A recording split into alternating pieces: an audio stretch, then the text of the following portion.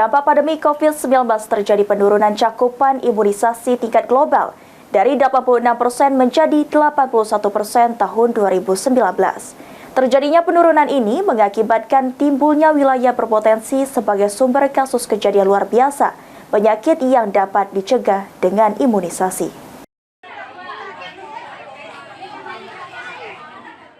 Meningkatkan kesadaran masyarakat betapa pentingnya dan bermanfaatnya imunisasi rutin lengkap dalam memberikan perlindungan terhadap PD31 dan mencegah kejadian luar biasa, Dinas Kesehatan Kabupaten Muara Enim melalui pertemuan seperti Posyandu dilakukan Pekan Imunisasi Dunia 2024. Marita Wati, Koordinator Imunisasi Puskesmas Muara Enim mengatakan, manfaat dari imunisasi ini sangat berguna bagi kesehatan dan kekebalan tubuh anak yang harus dimulai dari usia 2 bulan hingga 2 tahun dengan berbagai imunisasi.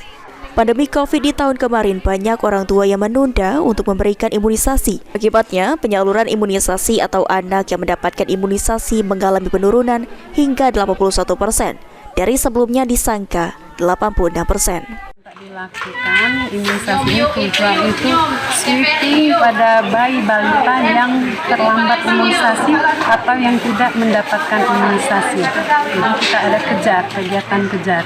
Ini dilaksanakan di Posyandu dan kunjungan ke rumah.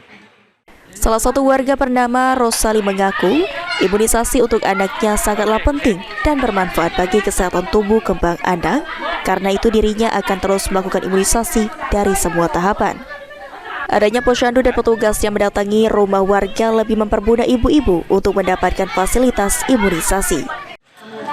Kalau menurut saya, kalau untuk pertama ini yang BCG ini untuk agar anak tidak terhindar dari virus kekebalan tubuh dan wajib untuk dilaksanakan.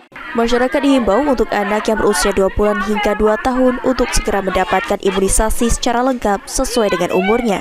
Terutama bagi anak yang selama pandemi tak mendapatkan imunisasi, segera mendatangi Posyandu. Mardiansyah, PAL TV.